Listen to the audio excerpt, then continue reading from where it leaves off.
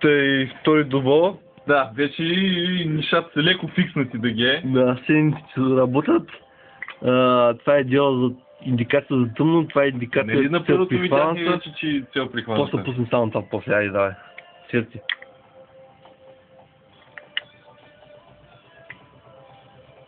Чакай да хване Джойджи. Оп, прихвана. Прихвана, я виж. Да, уче вине. Прихвана. Чакай да стана позади, мога да стана и лампата едновременно. Я мръдни към компютъра.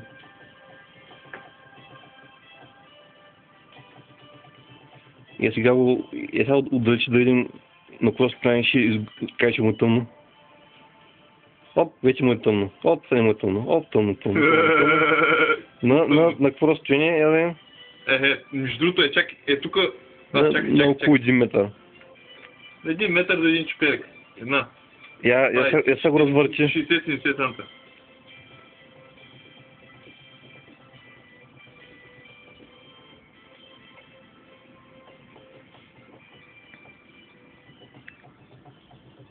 Бати космическия кораб, man. Как можем да го направим това?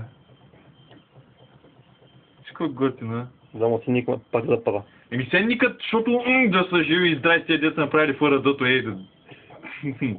Мисля, то датчик е направо смърт за всякаква оптика. Где го слепятели? Що от 40-50 санта хваща цела, да? Да, и някакво от кросчение. От близо, но се бърка, 2 па се върка. И ти приближава се космическата бойна сила, това го прихваща и изстрел.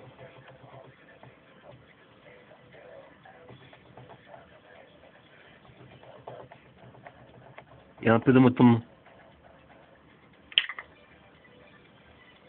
Между другото, сега ако дръсна джама, знаеш какво стане? Абе.